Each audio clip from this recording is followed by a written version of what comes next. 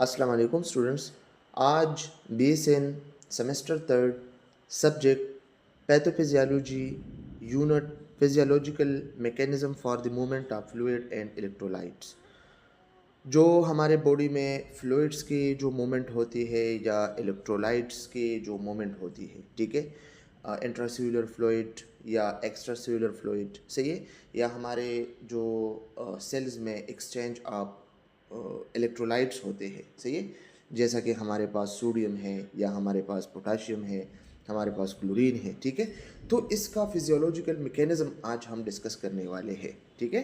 ये सर हमाद केम्यू आइनस पेशावर की स्लाइड्स हैं, न्यू स्लाइड्स हैं, आप लोगों ने इसको फॉलो करना है क्योंकि पेपर में जितनी भी एमसीक्यूज होगी तो इस स्लाइड से हो सकते हैं। Thank you so much student. यहाँ पे ऑब्जेक्टिव्स लेके हैं। At the end of the unit learner will be able to review the physiological mechanism responsible for the movement of fluid and electrolyte in the following body compartment, ठीक है। हम इसमें intracellular fluid ICF को discuss करेंगे, extracellular fluid ECF को discuss करेंगे, ठीक है। फिर हम इंट्रावेस्कुलर एंड इंटरस्टिशियल फ्लूइड को डिस्कस करेंगे। ये आप लोगों ने याद रखना है। Discuss the Starling hypothesis to describe the movement of fluid across the capillary wall. फिर हम स्टार्लिंग हाइपोथेसिस को डिस्कस करेंगे कि what is Stalling hypothesis. Student, what is Stalling hypothesis? Stalling hypothesis mean how fluid moves in and out of capillary. Capillary से किस तरह जो है फ्लूइड बाहर जाता है और किस तरह अंदर आ जाता है, ठीक है। तो ये हमारे पास क्या है, स्टॉलिंग हाइपोथेसिस, मतलब स्मॉल ब्लड वेसल्स में किस तरह जो है ब्लड एंटर हो जाता है और किस तरह जो है इससे बाहर चला जाता है। तो ये हमारे पास है स्टॉलिंग हाइपोथेसिस। फिर इसमें हमारे पास जो है टू फोर्सेस मौजूद है। एक हमारे पास हाइड्रोस्टैटिक प्रेशर, सेकंड वन हमारे पास अनकाटिक प्रेशर। हाइड्रोस्टैटिक प्रेशर हमारे पास वो प्रेशर होता है, ठीक है, कि जिसके ज़रिए ब्लड कैपिलरी से आउट हो जाता है, और अनकाटिक प्रेशर हमारे पास वो प्रेशर होता है जिसके ज़रिए कैपिलरीज में फ्लूइड आ जाता है, ख़ास प्रोटीन्स की वजह से। हमारे पास जिस तरह अल्बमीन है, अल्बमीन हमारे कैपिलरीज में होते हैं, तो अल्बमीन्स की वजह से जो है एक प्रेशर जनरेट होता है और इसके ज़रिए आउटसाइड द सेल या आउटसाइड द सेल जो है जो फ्लूइड होता है वो कैपिलरीज के अंदर जो है आता है, ठीक है। तो ये हमारे पास क्या है, ये हमारे पास स्टार्लिंग हाइपोथेसिस है, ठीक है। इसको हम डिटेल के साथ डिस्कस करने वाले हैं। यहाँ पे लिखा है homeostasis. What is mean bye homeostasis?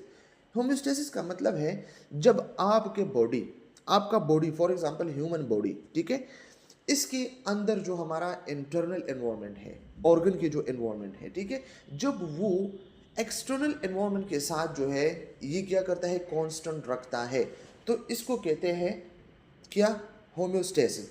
जब बॉडी के अंदर जो मैकेनिज्म्स होते हैं, ठीक है, वो बाहर की दुनिया के साथ, बाहर एनवायरनमेंट के साथ जब कांस्टेंट चले जाते हैं, तो ये हमारे पास होम्योस्टेसिस है, ठीक है।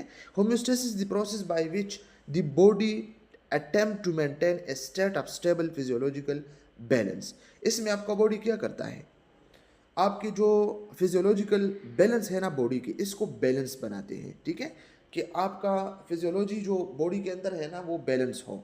तो ये हमारे पास क्या है, होम्योस्टेसिस। ये सेकंड सेमेस्टर में आप लोगों ने पढ़ा है फिजियोलॉजी में या एनाटॉमी में, ठीक है। The various physiologic arrangement which serves to restore the normal states once it's been disturb are. ये फिजियोलॉजिकल अरेंजमेंट जो होते हैं ना मुख्तलिफ़ किस्म के, ये क्यों होते हैं, ये इसलिए होते हैं कि हमारे बॉडी की जो नॉर्मल स्टेट है ना वो वापस जो है रिस्टोर हो, ठीक है। फॉर एग्जांपल हमारे बॉडी में कोई डिस्टर्बेंस हो तो फिर वापस वो रिस्टोर हो जाए, ठीक है, कोई मसला कोई प्रॉब्लम इससे ना बन जाए। फ्लूइड बैलेंस हमारे पास है, ठीक है, वाटर आपकी बॉडी से ज़्यादा गई है बाहर, या जो है आपकी बॉडी में वाटर रिटेंशन है, तो ये फ्लूइड बैलेंस है, ठीक है, या फ्लूइड इम्बैलेंस है, या इलेक्ट्रोलाइट बैलेंस जो सोडियम पोटाशियम कैल्शियम वगैरह वगैरह, ठीक है। तो इलेक्ट्रोलाइट बैलेंसेस भी देखने हैं, ऑस्मोटिक बैलेंस, ठीक है। फिर हमारे पास एसिड बेस बैलेंस, ठीक है, कि आपका ब्लड जो है बेसिक है, एसिडिक है, या आपकी बॉडी में मतलब एसिडोसिस है या अल्कलोसिस है, तो ये सब हमारे पास ये चीज़ें होते हैं जो आप लोगों ने इसको इंटरप्रेट करना है, ठीक है। यहाँ पे लिखा है introduction. Electrolytes are substance that dissociate in solution to form charge particle or ion. ये कह रही है कि व्हाट इज इलेक्ट्रोलाइट्स हमारे पास वो सब्सटेंस होते हैं जो सोल्यूशन में आप इसको सल्यूट करते हैं ना, जब सोल्यूशन में इसको आप डालते हैं ना, तो वो चार्ज पार्टिकल या आयंस में जो है डिसोसिएट होते हैं। फॉर एग्जांपल हमारे पास जो है सोडियम है, ठीक है, NaCl है, सॉरी। इसको जब आप वाटर में जो है क्या करते हैं, सॉल्व करते हैं, तो ये सोडियम प्लस में और पोटाशियम और क्लोरीन नेगेटिव में जो है डिसोसिएट हो जाता है, ठीक है। तो charge particle is called ion. Sodium plus या क्लोरीन नेगेटिव जो है हमारे पास क्या है, आयन से। तो ये आपके पास इलेक्ट्रोलाइट हमारे पास एक सब्सटेंस है जिसको आप सोल्यूशन में जो है सॉल्व करते हैं, तो इसके ज़रिए वो क्या करते हैं, वो चार्ज पार्टिकल या आयंस में जो है डिसोसिएट हो जाते हैं, सही है। The right balance of electrolyte helps body blood chemistry. ये जो इलेक्ट्रोलाइट्स का जो राइट बैलेंस है ना, इसको अगर आप देखें तो बॉडी ब्लड केमिस्ट्री जो होता है, आप कहते हैं ना कि मेरा ब्लड केमिस्ट्री है, इसमें सोडियम इतना है, पोटाशियम इतना है, ठीक है। या हमारे पास नर्व किस चीज़ पे काम करता है, सोडियम पे काम करता है, पोटाशियम पे काम करता है, ठीक है। फिर अगर हम इसको देखते हैं मसल फंक्शन, हमारा जो मसल है ना, ये भी मुख्तलिफ किस्म के इलेक्ट्रोलाइट्स जो है इसमें काम करते हैं, ठीक है। आपने सार्कोप्लाज्मिक रेटिकुलम के बाद सार्कोप्लाज्मिक रेटिकुलम का नाम सुना होगा, इसमें कैल्शियम जो है होते हैं, ठीक है। तो वो जो है कंट्रैक्शन रिलैक्सेशन में जो है काम करता है। इस तरह अगर हम बात करें तो maintain acid base and water balance, आपकी बॉडी में एसिड बेस बैलेंस और वाटर बैलेंस को क्या करते हैं, इसको मेंटेन रखते हैं, ठीक है। Level of electrolyte in the body can become too low और too high due to different causes. आपकी बॉडी में कभी कभार जो है इलेक्ट्रोलाइट लेवल जो है कम भी हो सकता है और ज़्यादा भी हो सकता है। मुख्तलिफ़ किस्म की वजूहात है इसकी। फॉर एग्ज़ाम्पल मुख्तलिफ़ किस्म की मेडिसिन है, जब आप इसको यूज़ करते हैं तो इसकी वजह से आपकी बॉडी के इलेक्ट्रोलाइट्स लेवल कम ज़्यादा हो सकती है, ठीक है। या बंदा वोमिटिंग करता है, ठीक है, वोमिटिंग के ज़रिए भी जो है सोडियम लेवल कम ज़्यादा हो सकता है, या डायरिया में पोटाशियम लेवल कम ज़्यादा हो सकता है, ठीक है, अक्सर कम हो जाता है। फिर आप लोगों को डॉक्टर कहते हैं कि आप बनाना खाएं, इसमें पोटाशियम ज़्यादा होता है, ठीक है। या स्वेटिंग हो रहा है, किडनी प्रॉब्लम्स है, इसके ज़रिए जो है आपकी बॉडी में इलेक्ट्रोलाइट इम्बैलेंस हो सकती है, ठीक है। ये आप लोगों ने याद रखना है। फ्लूइड और इलेक्ट्रोलाइट इसको हमने जो है डिस्कस करना है। सबसे पहले फ्लूइड का क्या मतलब है, आपकी बॉडी में जो वाटर है या आपके ब्लड में जो प्लाज्मा है, ये हमारे पास फ्लूइड है। इलेक्ट्रोलाइट्स क्या है, सल्यूट दैट फॉर्म आयंस, वो सल्यूट्स जो आयंस को बनाते हैं, ठीक है। मुख्तलिफ किस्म के चार्ज आयन, इलेक्ट्रिकल चार्ज जो होते हैं, ठीक है, इसमें हमारे पास कैटायन भी होते हैं, ठीक है। जो पॉजिटिव आयन होते हैं, फॉर एग्जांपल सोडियम, तो ये हमारे पास कैटायन। जो नेगेटिव आयन्स होते हैं, ये हमारे पास एनायन, ठीक है, हमारे पास क्लोरीन वगैरह।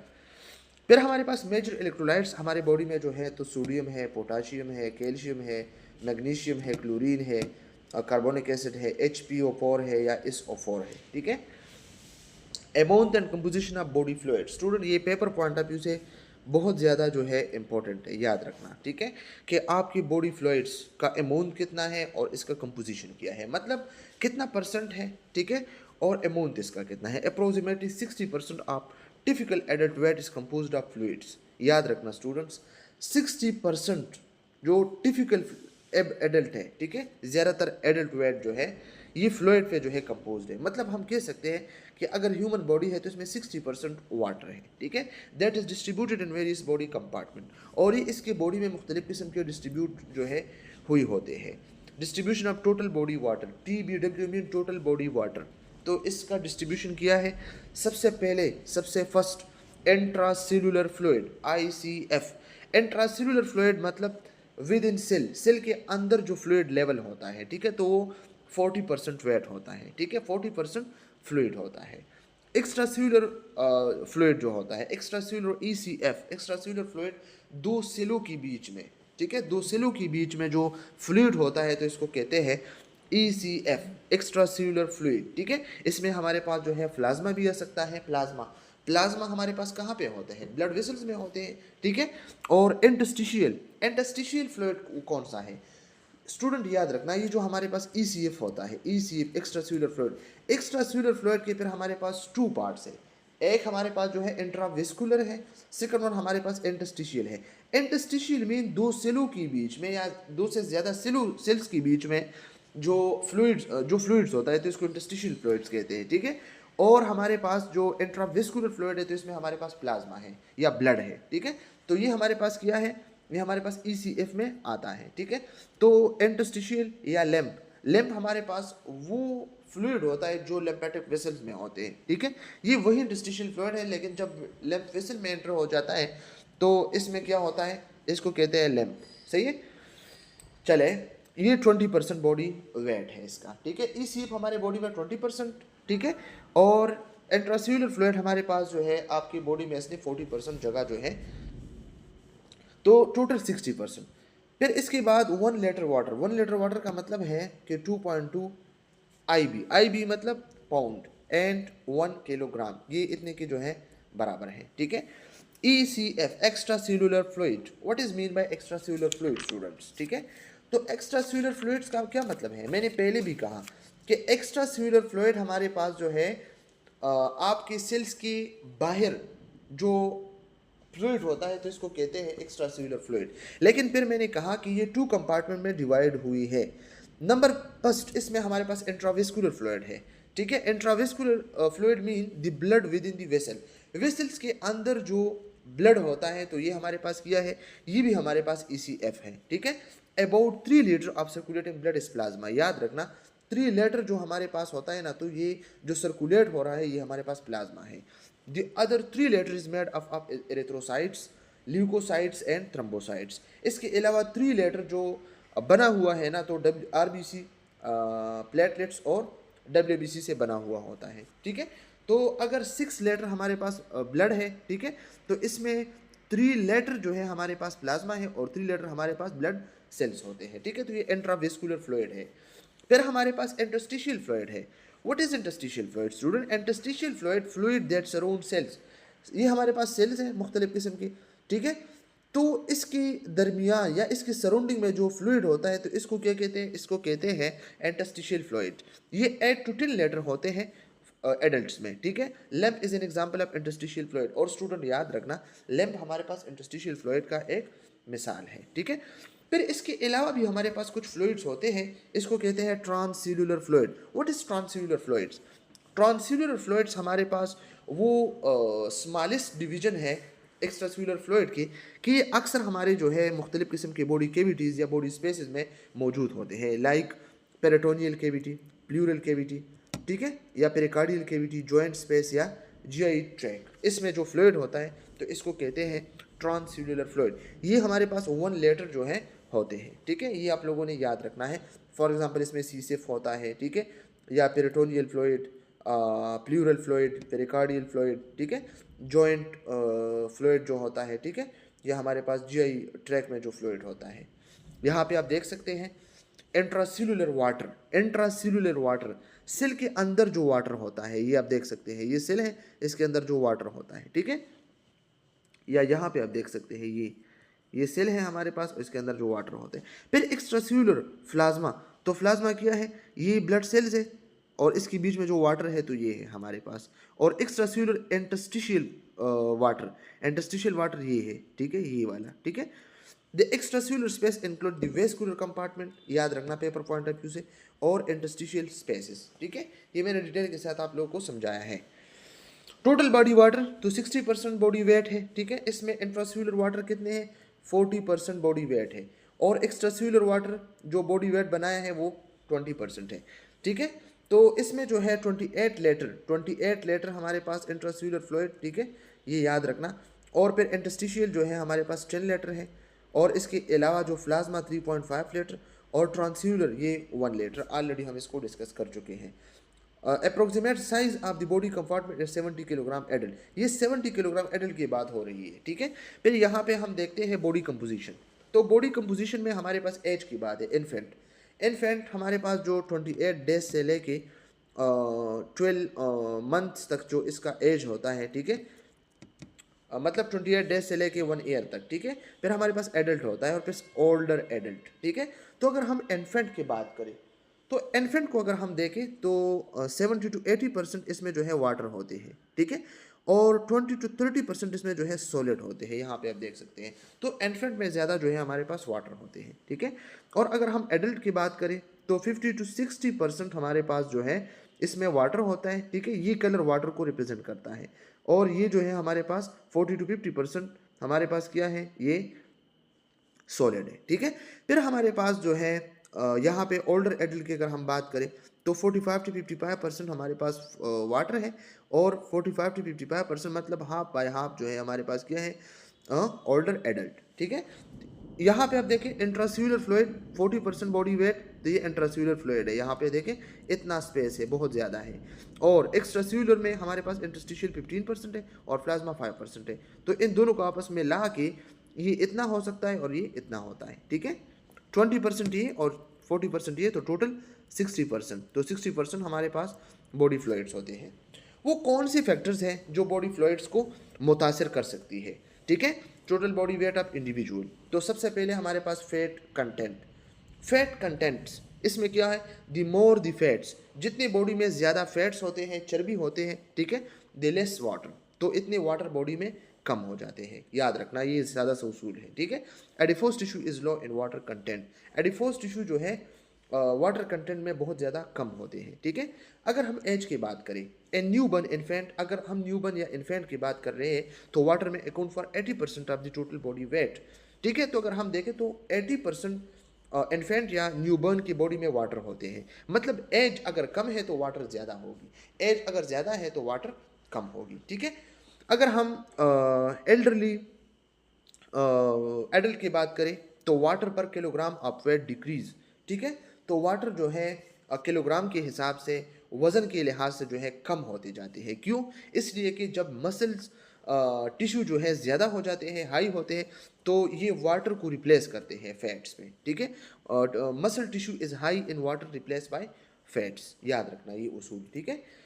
जेंडर, अगर हम जेंडर की बात करें तो जेंडर भी एक फैक्टर है। Female body has about 10% less water than male body due to high fats content. अगर आप फीमेल की बॉडी में देखें तो फीमेल बॉडी में वाटर 10% कम होते हैं बनिस्बत मेल की। क्यों? क्योंकि फीमेल की बॉडी में फैट्स ज़्यादा होते हैं, ठीक है। Body fluid composition, body fluid composition में सबसे पहले हम डिस्कस करते हैं एक्स्ट्रा सेल्यूलर फ्लूइड, ACF। तो ACF में क्या होते हैं, कौन से इलेक्ट्रोलाइट्स जो है हाई कंसंट्रेशन में होते हैं, इसमें सोडियम एक्स्ट्रा सेल्यूलर फ्लूइड में, ठीक है। ECF याद रखना पेपर पॉइंट ऑफ व्यू से, सोडियम क्लोराइड, बाइकार्बोनेट, ठीक है। और less amount of potassium, calcium, magnesium phosphate और सल्फेट आयंस। सबसे ज़्यादा जो ECF में होते हैं तो कौन कौन से हैं, सोडियम है, पोटाशियम है, प्लस बाइकार्बोनेट है। याद रखना ये हमारे पास क्या है, ये हमारे पास एक्स्ट्रा सेल्यूलर फ्लूइड्स है, ठीक है। इसमें जो है हमारे पास high concentration of sodium chloride and bicarbonate और लेस अमाउंट पोटाशियम क्लोराइड। और यहाँ पे इंट्रासेल्यूलर फ्लूइड की अगर हम बात करें तो इसमें ज़्यादा कंसंट्रेशन पोटाशियम की है, ठीक है। Moderate amount of magnesium, magnesium फिर मॉडरेट अमाउंट में होता है, और कम अमाउंट में सोडियम क्लोराइड, फास्फोरस और बाइकार्बोनेट आयन होता है। ICF intracellular fluid contain very less amount of calcium. और याद रखना जो इंट्रासेल्यूलर फ्लूइड है, ठीक है, तो इसमें कैल्शियम लेवल बहुत ज़्यादा कम हो जाता है या कम होता है, ठीक है। अब हम डिस्कस करते हैं बॉडी स्पेसिंग की, ठीक है। What is body spacing? हमारे पास हमारे बॉडी में जो है 3 स्पेसेस होते हैं, फर्स्ट स्पेस, सेकंड स्पेस और थर्ड स्पेस। अगर हम फर्स्ट स्पेस की बात करें, ठीक है, तो fluid is in its normal place inside the body. आपके बॉडी में जो नॉर्मल प्लेसेस में जो फ्लूइड डिस्ट्रीब्यूट हुई है तो इसको फर्स्ट स्पेस कहा जाता है। फॉर एग्जांपल इंट्रासेल्यूलर फ्लूइड जो होता है, ठीक है, इंट्रासेल्यूलर स्पेस में जो फ्लूइड होता है सेल के अंदर, या ECF एक्स्ट्रासेल्यूलर स्पेस में जो फ्लूइड होता है, ठीक है, बाहर या वेसल में या इंटरस्टिशियल स्पेस में, ठीक है, ब्लड या इंटरस्टिशियल बॉडी में, तो ये हमारे पास ये फर्स्ट स्पेस है, ठीक है। यहाँ पे आप देखें normal distribution of fluid in ICF and ECF। जो नॉर्मल डिस्ट्रीब्यूशन ऑफ फ्लूइड हुआ है ICF या ECF में, it refers to all fluid that is where it is suggested to be, including fluid inside cells and inside the blood vessels। inside blood vessel में जो blood होता है या fluid होता है या सेल्स के अंदर होता है, ठीक है, या सेल के बाहर होता है, जो नॉर्मली होता है, तो ये हमारे पास फर्स्ट स्पेस होता है, ये बिल्कुल 100% नॉर्मल होता है, ठीक है। फिर हमारे पास सेकंड स्पेस। तो सेकंड स्पेस का क्या मतलब है? सेकंड स्पेस का मतलब है कि फ्लूइड शिफ्ट हुआ है ब्लड वेसल से इंटरस्टिशियल स्पेस में, ठीक है, मतलब सेल्स के बीच में जो है फ्लूइड गया है या ब्लड या फ्लूइड्स गया है, ठीक है, और इसने एडेमा को जो है काज किया है, ठीक है, मतलब स्वेलिंग को काज किया है। अक्सर आप लोग देखते हैं हार्ट फेलिवर वाले पेशेंट जो है इसके फीट जो है स्वेल हो जाते हैं, या किडनी डिजीज़ वाले के जो है बॉडी स्वेल हो जाते हैं। क्यों? इसलिए कि इसकी बॉडी में पैथोलॉजी है, मसला है, तो इसकी वजह से इसके फ्लूइड जो है नॉर्मल स्पेस से जो है सेकंड स्पेस में चला जाता है। तो यहाँ पे क्या लिखा है, abnormal accumulation of interstitial fluid. Interstitial fluid जो है एबनॉर्मल एक्यूमुलेशन, एबनॉर्मली जो है ये जमा हो जाती है, ठीक है। अक्सर आप लोगों ने सुना होगा एडेमा, ठीक है। तो एडेमा क्या है, ये हमारे पास सेकंड स्पेस है। फिर हमारे पास third space. What is mean by third space? Third space mean fluid जो है मूवमेंट करता है, ठीक है, ऐसे स्पेस में जो बॉडी यूज नहीं करते हैं, मतलब नॉन फंक्शनल स्पेस में जो है चला जाता है, ठीक है। यहाँ पे हम बात कर रहे हैं एब्डोमेन में, अक्सर एब्डोमिनल कैविटी में चला जाता है फ्लूइड्स, ठीक है, या चेस्ट में चला जाता है। तो ये प्लूरल इफ्यूजन काज करता है, या एब्डोमेन में साइड्स केस करता है, ठीक है, या सीवियर बर्न में जो होता है। ये कॉमन इसके जो है स्पेसिस है, ठीक है। यहाँ पे देखिए क्या लिखा है, fluid accumulation parts of body where it is not easily exchanged with ECF, or it is difficult or impossible for the fluid to move back into the cells or blood vessels। यहाँ पे आप देखिए fluid accumulation होता है body parts में या body cavities में, जो इम्पॉसिबल है कि वो वापस जो है सेल में चला जाए या ब्लड वेसल में चला जाए। फॉर एग्जांपल अगर हम एसाइड्स की बात करें, ठीक है, कि पेरिटोनियल कैविटी में जब फ्लूइड एक्यूमुलेट हो जाता है, ठीक है। तो ये हमारे पास क्या है, ये हमारे पास फर्स्ट स्पेस, सेकंड स्पेस और थर्ड स्पेस। यहाँ आप लोगों ने देखना है movement of the body fluids. Body fluids के मूवमेंट हम डिस्कस करते हैं। Body fluid move between the two space. Body fluid हमेशा जो है मूवमेंट करता है, ठीक है, दो स्पेस के बीच में, इंट्रासेल्युलर से एक्स्ट्रासेल्युलर या एक्स्ट्रासेल्युलर से इंट्रासेल्युलर, ताकि इक्विलिब्रियम को मेंटेन करे। हमने होमोस्टैसिस डिस्कस किया ना। Loss of ECF, loss of ECF into a space that does not contribute to equilibrium status is refers as third space fluid shift। यहाँ पे देखें, जब ECS लॉस हो जाए एक ऐसे स्पेस में, ठीक है, जो आपकी बॉडी को बिल्कुल भी ज़रूरत नहीं हो और आपकी बॉडी इसको काम में नहीं ला सकता, तो आपका जो इक्विलिब्रियम स्टेटस है ना वो बिल्कुल डिस्टर्ब हो जाता है, ठीक है। तो ये स्पेस हमारे पास थर्ड स्पेस फ्लूइड शिफ्ट हो जाता है। Early clue of third space fluid shift is decrease in urine output. Student याद रखना, अर्ली क्लू जो इशारा है, ठीक है, थर्ड स्पेस फ्लूइड शिफ्ट का क्या मतलब है। थर्ड फ्लूइड शिफ्ट आप किस तरह जो है फाइंड कर सकते हैं कि इस बंदे को थर्ड फ्लूइड शिफ्ट है। इसका जो अर्ली क्लू है ना, इसका यूरिन आउटपुट जो है डिक्रीज हो जाता है, ठीक है, अगरचे वो ज़्यादा जो है पानी पी रहा है, लेकिन फिर भी इसका जो यूरिन आउटपुट है वो कम हो जाता है। Fluid shift third spacing, excess fluid accumulation in the body where fluid is not easily exchanged with ECF। यहाँ पे आप देखें फ्लूइड एक्यूमुलेशन होता है एक्सेस फॉर्म में बॉडी के उन स्पेस में, ठीक है, जो इजीली ECF में जो है एक्सचेंज नहीं हो सकता है, ठीक है, मतलब बॉडी के काम नहीं आ सकता है। तो ये हमारे पास क्या है, थर्ड स्पेस फ्लूइड शिफ्ट है, ठीक है। इसमें हमारे पास excess fluid in peritoneal space effusion, ठीक है, जो लंग्स में होता है, या पेरिटोनियल कैविटी, ठीक है, pericardial sex, synovial cavities joints, या प्लूरल स्पेस में, ठीक है। कैपिलरी वाल्स, कैपिलरी वाल्स जो है बहुत ज़्यादा परमिएबल होते हैं, ठीक है, O2 या carbon dioxide, ions, H2O, glucose, amino acid, fatty acid, vitamin, hormone, ये इससे आसानी से जो है पास या इसके अंदर जा सकते हैं, ठीक है, इसको क्रॉस कर सकते हैं, ठीक है। और इम्परमिएबल टू प्रोटीन और ब्लड सेल्स, ब्लड सेल्स इससे बाहर नहीं जा सकते हैं, न प्रोटीन मुख्तलिफ किस्म की, ठीक है। एटियोलॉजी, इसका काज क्या है, caused by an increased movement of fluid out of capillary and or decrease in reabsorption fluid into capillary due to altered capillary force। मुख्तलिफ किस्म की हमारे पास कैपिलरी फोर्सेस हैं, ठीक है, हम इसको डिटेल के साथ जो है आप लोग के साथ शेयर करते हैं, डिस्कस करते हैं, ठीक है। और वो हमारे पास है स्टॉलिंग फोर्सेस, ठीक है, स्टॉलिंग फोर्सेस। और मैंने इससे पहले भी डिस्कस किया हाइड्रोस्टैटिक प्रेशर या अनकोटिक प्रेशर। स्टॉलिंग फोर्सेस में क्या है, कैपिलरी हाइड्रोस्टैटिक प्रेशर है, PC, ठीक है। ये क्या करते हैं, फ्लूइड को कैपिलरी से आउट करते हैं, ठीक है, टिश्यू को, कि आपने इसको लेना है। इंटरस्टिशियल हाइड्रोस्टैटिक प्रेशर है। फिर प्लाज्मा अनकोटिक प्रेशर है, हमारे पास इंटरस्टिशियल अनकोटिक प्रेशर है। ये हमारे पास मुख्तलिफ किस्म के जो है फ्लूइड की मूवमेंट होता है जो कैपिलरी से आउट हो जाते हैं, ठीक है, या इसकी रिएब्जॉर्प्शन जो है क्या होते हैं, वो डिक्रीज हो जाते हैं, ठीक है। ये हमारे पास जो है कैपिलरी फोर्सेस, ये आगे हम इसको डिस्कस करते हैं। Capillary hydrostatic pressure responsible for forcing fluid out of the capillary. Capillary hydrostatic pressure is increase in the following condition, massive inflammation, या तो बहुत ज़्यादा इन्फ्लेमेशन हो जाता है, तो इस वजह से कैपिलरी हाइड्रोस्टैटिक प्रेशर इंक्रीज हो जाता है। लेकिन स्टूडेंट याद रखना, कैपिलरी हाइड्रोस्टैटिक प्रेशर है क्या चीज़, कैपिलरी हाइड्रोस्टैटिक प्रेशर क्या है, जब आपकी कैपिलरी से फ्लूइड पुश हो जाता है, आउट हो जाता है आपके टिश्यू में, ड्यू टू ब्लड प्रेशर के ज़रिए। तो ये हमारे पास कैपिलरी हाइड्रोस्टैटिक प्रेशर है, ये हम पीसी से रिप्रेजेंट करते हैं, ठीक है, ये आप लोगों ने याद रखना। तो जब ये इंक्रीज़ हो जाता है तो ये कब इंक्रीज़ हो सकता है, मैसिव इन्फ्लेमेशन, या तो बहुत ज़्यादा इन्फ्लेमेशन हुआ है, या हार्ट फेलिवर है, या वीनस ऑब्स्ट्रक्शन है।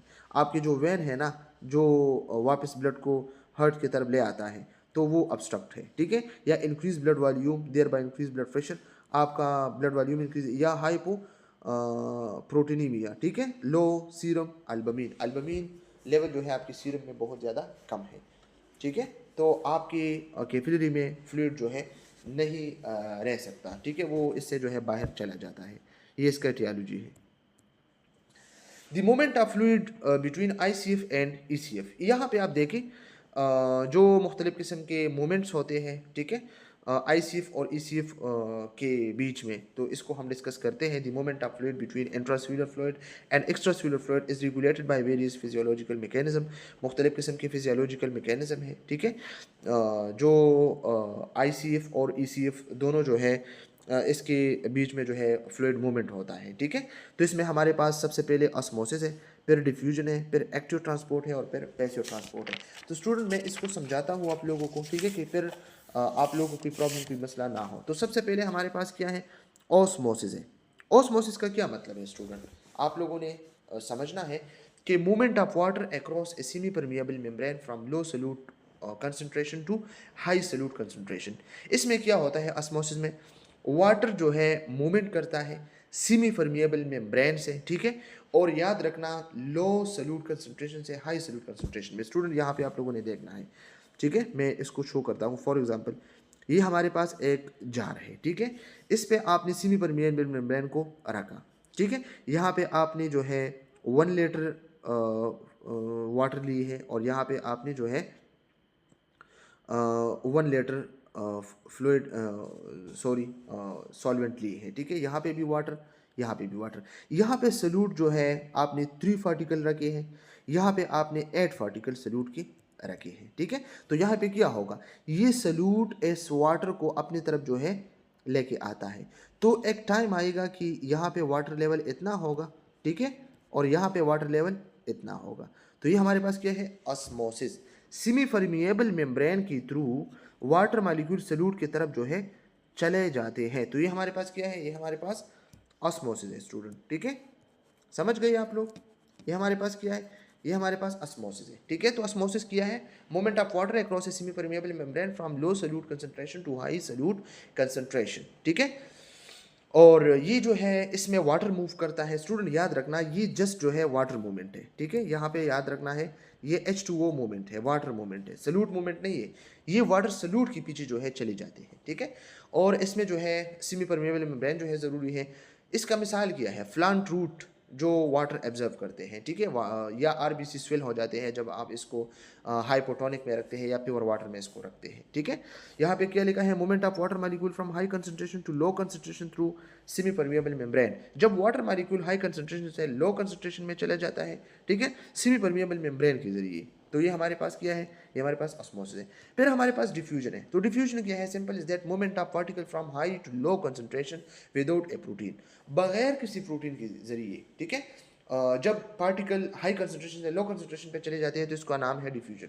फॉर एग्जांपल इसको अगर हम बात करें तो ये पैसिव ट्रांसपोर्ट है, मतलब इसमें एटीपी नीड नहीं है, कोई एनर्जी आप यूज़ नहीं कर सकते। फॉर एग्जांपल ऑक्सीजन जब मूवमेंट करता है, मूव करता है लंग से ब्लड में, ठीक है, या परफ्यूम स्मेल जो है स्प्रेड हो जाता है एक रूम में, या इंक स्प्रेड हो जाता है वाटर में, आप लोगों ने देखा होगा ना। तो ये हमारे पास क्या डिफ्यूजन। फिर हमारे पास है active transport. What is active transport? Active transport mean movement of substance from low concentration to high concentration using energy. आप इसमें एनर्जी को यूज़ करते हैं, एटीपी यूज़ करते हैं, और लो कंसंट्रेशन से सब्सटेंस जो है मूवमेंट करता है हाई कंसंट्रेशन में, ठीक है। फॉर एग्जांपल अगर हम बात करें तो इसमें जो है सोडियम पोटाशियम पंप जो है, जो नर्व सेल्स में होते हैं, तो वो एनर्जी से काम करते हैं, ठीक है।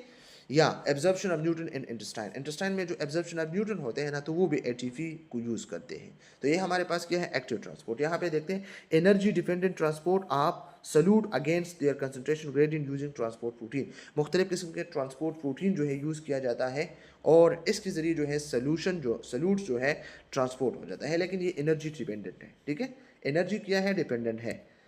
फिर इसके बाद हमारे पास जो है पैसिव ट्रांसपोर्ट है। ठीक है, तो पैसिव ट्रांसपोर्ट बिल्कुल इजी है, इसमें कुछ नहीं है। पैसिव ट्रांसपोर्ट हमारे पास एक ब्रॉड टर्म है। ठीक है, इसमें movement of substance across the cell membrane without energy. इसमें जो है सब्सटेंस सेल मेम्ब्रेन से जो है क्रॉस हो जाते हैं, मूवमेंट करता है, लेकिन बगैर एनर्जी के। इसमें हमारा जो एग्जांपल है तो डिफ्यूजन भी आता है इसके टाइप्स में। ठीक है, हमारे पास इसमें जो है ऑस्मोसिस भी आता है या फैसिलिटेटेड डिफ्यूजन वगैरह वगैरह। ठीक है, movement of solute down there concentration gradient using transport protein, इसमें ट्रांसपोर्ट प्रोटीन जो है यूज़ किया जाता है। ठीक है, फिर हमारे पास फिल्ट्रेशन है। फिल्ट्रेशन क्या होता है, movement of fluid and solute through a pressure driven force such as in renal glomeruli. यहाँ पे इसका क्या मतलब है, जब फ्लूइड और सल्यूट मूवमेंट करता है, ठीक है, प्रेशर की वजह से। ठीक है, प्रेशर की वजह से, फॉर एग्जांपल मैं बात कह रहा हूँ, अगर हम नेफ्रॉन के स्ट्रक्चर को देखें तो नेफ्रॉन में क्या होता है, ये हमारे पास ग्लोमेरुलस होता है। ठीक है, ये ग्लोमेरुलस होता है और ये बोमेन कैप्सूल होता है। ठीक है, ये तो यहाँ पे क्या होता है, यहाँ पे हमारे पास जो है ब्लड एंटर होता है, तो ये इसका डायमीटर बड़ा होता है और इसका डायमीटर जो है स्मॉल होता है, कम होता है। तो ब्लड ज़्यादा अंदर आता है और कम जाता है, तो यहाँ पे एक प्रेशर जनरेट हो जाता है। तो इस प्रेशर जनरेशन की वजह से यहाँ पे जो स्मॉल मॉलिक्यूल होते हैं तो वो बोमेन कैप्सूल में चला जाता है। ठीक है, तो ये हमारे पास क्या है, ये हमारे पास फिल्ट्रेशन है। ठीक है, तो यहाँ पे फिल्ट्रेशन हो रहा है, तो ये क्या है, फिल्ट्रेशन। तो फिल्ट्रेशन रीनल ग्लोमेरुलाई। फिर हमारे पास रीअब्जॉर्प्शन होता है। रीअब्जॉर्प्शन का क्या मतलब है, moment of solute and fluid form renal tubules back into the blood stream. Renal tubule में जो मुख्तलिफ किस्म के एसेंशियल या जो इम्पोर्टेंट सल्यूट्स है या हमारे पास वाटर है, तो इसको वापस जो है क्या करते हैं, रीअब्जॉर्ब करते हैं। ठीक है, वापस जज़ब करते हैं। फिर हमारे पास जो है electrochemical gradient. What is electrochemical gradients, movements of ions and solute based on electrical and chemical gradients. जब आयंस और सल्यूट मूवमेंट करता है, लेकिन किस चीज़ के बेस पे, या इलेक्ट्रिसिटी के बेस पे या केमिकल ग्रेडियंट्स के बेस पे। This mechanism help maintain homeostasis and regulated distribution of fluid and solute between ICF and ECF compartment. और ये हमारे पास एक मैकेनिज्म हमारे बॉडी में हो रहा है, इसके ज़रिए हमारा आईसीएफ और ईसीएफ जो है इक्विलिब्रियम में होता है। और जब ये सिस्टम काम नहीं करता है तो फिर हमारा जो आईसीएफ और ईसीएफ का बैलेंस है ना, वो इम्बैलेंस हो जाता है। तो हम कहते हैं कि फ्लूइड एंड इलेक्ट्रोलाइट इम्बैलेंसेस। ठीक है, फिर हमारे पास जो है the movement of fluid between intravascular and interstitial compartment. यहाँ पे हम देखते हैं कुछ फोर्सेस है जो हम डिस्कस करने वाले हैं इसको। ठीक है, इंट्रावेस्कुलर और इंटरस्टिशियल कंपार्टमेंट, कैपिलरी से ब्लड जो है, ये हमारे पास क्या है, कैपिलरी है। ठीक है, तो कैपिलरी से ब्लड जो है या सेल्स में चला जाता है, ठीक है, या सेल से ब्लड जो है कैपिलरी में चला जाता है। तो ये हमारे पास क्या है, इंट्रावेस्कुलर एंड इंटरस्टिशियल कंपार्टमेंट जो है के बीच में जो है फ्लूइड मूवमेंट होता है। The movement of fluid between intravascular blood vessels and interstitial tissue space compartment is regulated by the following physiological mechanism. ठीक है, इसमें क्या होता है, इंट्रावेस्कुलर से ब्लड वेसल से अक्सर जो है ब्लड या फ्लूइड जो है टिश्यू स्पेस या इंटरस्टिशियल स्पेस में चला जाता है, या अक्सर इंटरस्टिशियल स्पेस से ब्लड वेसल्स में जो है फ्लूइड चला जाता है। ठीक है, ये एक फिजियोलॉजिकल मैकेनिज्म के बेस पे काम करता है, ये एक फिजियोलॉजिकल मैकेनिज्म रेगुलेट करता है इसको। सबसे पहले इसमें हमारे पास जो प्रेशर है तो ये हाइड्रोस्टैटिक प्रेशर है। ठीक है, हाइड्रोस्टैटिक प्रेशर क्या होता है स्टूडेंट, हाइड्रोस्टैटिक प्रेशर हमारे पास ये एक ऐसा प्रेशर है जिसके ज़रिए push fluid out from capillary, capillary से जो है फ्लूइड पुश हो जाता है। ठीक है, तो ये आप लोगों ने याद रखना है, ये हमारे पास हाइड्रोस्टैटिक प्रेशर है। Blood pressure force fluid out capillaries into interstitial space. Blood pressure force की वजह से जो है फ्लूइड कैपिलरी से जो है निकल जाता है इंटरस्टिशियल स्पेस में। ठीक है, ये हमारे पास कैपिलरी है तो इससे फ्लूइड जो है इंटरस्टिशियल स्पेस में चला जाता है। ठीक है, फिर हमारे पास ऑस्मोटिक प्रेशर है। What is mean bye osmotic pressure, osmotic pressure हमारे पास है protein and salute in blood vessels. Blood vessels में प्रोटीन और सल्यूट्स होते हैं। ठीक है, जो फ्लूइड को जो है वापस जो है क्या करते हैं, लेके आते हैं वेस्कुलेचर से, मतलब ब्लड वेसल से, ठीक है। इसका नाम है अनकोटिक प्रेशर, अनकोटिक या ऑस्मोटिक प्रेशर, ये दोनों इसका नाम है, ठीक है। मतलब कैपिलरी से, मतलब इंटरस्टिशियल स्पेस से वापस फ्लूइड को बैक करना, लेके आना, ठीक है।